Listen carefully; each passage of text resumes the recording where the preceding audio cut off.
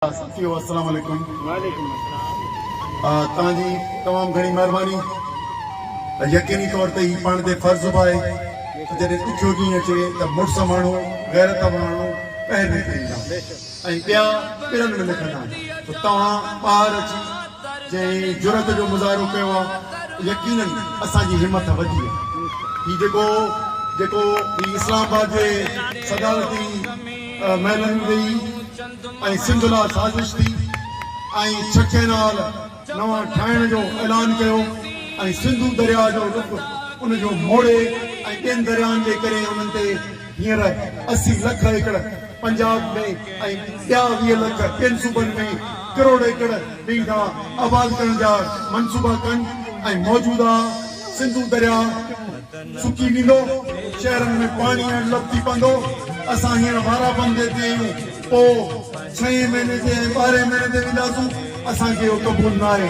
असीं शुक्रगुज़ार आहियूं हिते एंटी कैनाल एक्शन कमेटी जा, सिंध आबादगार बोर्ड जा, सिंध आबादगार इतिहाद जा, चैम्बर एग्रीकल्चर जा, सभिनी जा जिन हिमायत कई ऐं अॼु बि असां सां गॾु हिते किसान मोड़ी ते आहिनि। ऐं असीं फंक्शन लीग जे दोस्तनि खे, GDA दोस्तनि खे मुबारकबाद ॾियूं जिन भरपूर नमूने इस्तक़बाल कयो।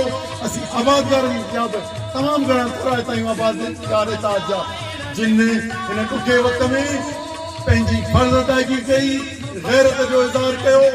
तव्हांजो तालुक कहिड़ी सियासी जमायत सां आहे इहो असांजो हींअर मसइलो न आहे। असांजो मसइलो आहे त सिंधू कीअं बचायूं ऐं सभु सिंध जा हलाली गैरतमंद पुट हीअ मुसलसल जिदोजहद लाइ हींअर हज़ारनि में हर शहर में बीठा आहिनि ऐं लखनि में वञी ऐं हिनखे रद्द कराईंदा। बहितर आहे त सदर पाकिस्तान ग़लती कई आहे, मोचड़नि खां कयो अथसि, डप खां कयो अथसि, सौदे में कयो अथसि, पर हाणे फिरी वञे छो त सिंध जे माण्हुनि जो हीअं रुख फिरियल अथई। न त हिते सिंध ते तोखे हिते पेर रखण जी जाइ न मिलंदी। सिंधू दरिया जे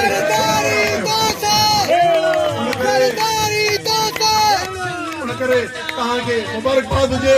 इंशाअल्लाह इहा जिदोजहद फिकी आहे, पर जेकॾहिं तव्हां हर जिदोजहद में, एहतिजाजनि में, जलसनि जुलूसनि में, पुरम जिदोजहद में साथ में साथ ॾिनूं त असीं कॾहिं मीरपुर में अॼु गॾु पिया थियूं, अॼु जलसो आहे, सुभाणे उमरकोट में जलसो आहे, वरी हैदराबाद में लखे माण्हू गॾु थींदासूं, वरी पंहिंजे दारुल हुकूमत कराची में गॾु थींदासूं ऐं सॼे पाकिस्तान खे ॿुधाईंदासूं, सॼी दुनिया खे ॿुधाईंदासूं त हिन हज़ारो साल वहंदड़ दरिया खे हिकिड़ा बेईमान लालची कंपनी सरकार सिंधूअ खे हिनखे रुख मोड़े थी ऐं सुकाए थी, जेको असांखे क़बूल न आहे। इंशाअल्लाह महिरबानी।